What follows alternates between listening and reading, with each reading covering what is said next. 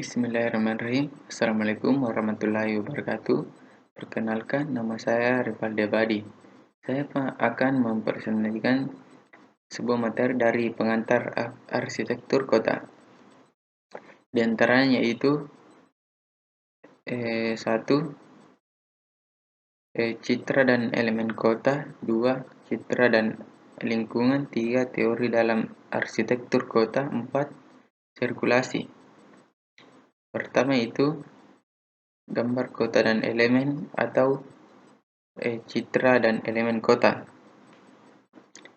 Ada seleksi untuk menjadi gambar publik dari setiap kota yang diberikan yang tumpang tindih banyak gambar individu, atau mungkin ada serangkaian gambar publik. Masing-masing dipegang oleh sejumlah besar warga. Gambaran kelompok seperti itu sangat diperlukan jika seseorang individu untuk bekerja dengan baik dalam lingkungannya dan untuk bekerja sama dengan rekan-rekannya. Setiap gambaran individu adalah unik, dengan beberapa konten yang jarang atau tidak pernah dikomunikasikan. Namun, mendekati citra publik yang dalam konfiron yang berbeda, lebih atau kurang menarik, lebih atau kurang merangkul. Analisis ini membatasi kemampuan fisika oblis yang terlihat ada pengaruh lain pada imajinasi seperti makna sosial dari suatu area, fungsinya, sejarahnya, atau bahkan namanya. Memang unsur-unsur ini mungkin berlaku lebih umum karena mereka tampaknya muncul kembali dalam banyak jenis gambar lingkungan, seperti yang dapat dilihat dengan referensi ke lampiran. Unsur-unsur ini mungkin definite sebagai berikut. 1. Jalan jalur adalah saluran-saluran di mana pengamat biasanya kadang-kadang atau secara potensial bergerak.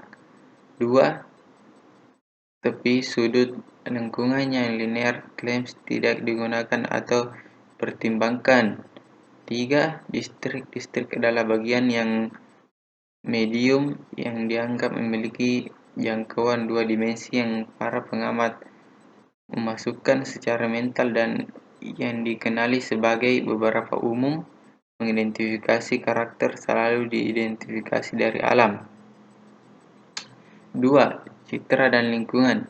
Memiliki kota dapat memberikan kesenangan khusus tidak sosial sebagai lazim pemandangan itu, seperti potong arsitektur kota adalah konstruksi di ruang angkasa, tapi dari skala yang luas. Hasil yang dirasakan hanya dalam rentang waktu yang panjang. Oleh karena itu, desain kota adalah seni dunianya, tetapi jarang dapat menggunakan urutan yang dikendalikan dan terbatas dari seni dunianya lain seperti musik. Pada kesempatan yang berbeda dan untuk orang yang berbeda, urutan terbalik terputus, ditinggalkan, dipotong. Hal ini terlihat dalam suatu lampu dan semua cuaca pada setiap hari. Ketiga, yaitu citra dari lingkungan. Keempat atau ketiga, atas dasar penelitian tentang evolusi, ruangan modern dan analisis prasejarah proyek. 3. Pendekatan teori desain perkotaan, yaitu 1. Teori figur growth, 2. Teori keterkaitan, dan 3. Teori tempat. Teori ini terdapat secara signifikan suatu sama lain, tetapi secara bersama-sama dapat memberi kita strategi potensial untuk desain perkotaan terpadu. Teori figure didasarkan pada studi tentang cakupan lahan relatif bangunan sebagai massa padat untuk membuka Rongga tanah. Setiap lingkungan perkotaan memiliki ekspola insting pada dan rangga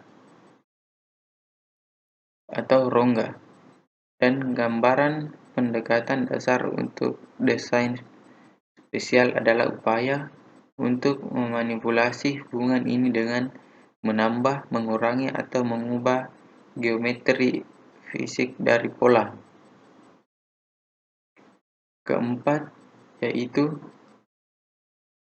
sirkulasi. Beberapa masalah perkotaan membangkitkan minat masyarakat umum sebanyak sirkulasi. Percakapan tentang tempat tinggal, tentang ke pusat kota, tentang penampilan kota, tentang masalah relokasi, semuanya dengan cepat mengarah pada diskusi tentang sirkulasi. Beberapa elemen kehidupan kota memiliki pengaruh lebih besar pada pertumbuhan dan bentuk kota modern daripada sirkulasi. Perkembangan pusat-pusat perdagangan, kawasan pemukiman, kawasan industri, semuanya bersirkulasi antar dalam kota. Sedikit berarti meningkatkan kota kita memiliki potensi yang lebih besar daripada sirkulasi. Pembangunan pabrik baru dan perubahan baru, pembangunan kembali sektor-sektor perkotaan yang sudah usang, penciptaan ruang terbuka, pada akhirnya penjernihan bentuk keseluruhan kota metropolitan, semuanya bergantung pada kebijakan kita dalam merancang jaringan sirkulasi kita. Minat arsitek dalam sirkulasi berasal dari fakta bahwa arsitektur dan arti luas adalah seni membangun untuk sepenuhnya kehidupan manusia. Mungkin cukup sekian dapat saya jelaskan tentang materi berikut. Assalamualaikum warahmatullahi wabarakatuh.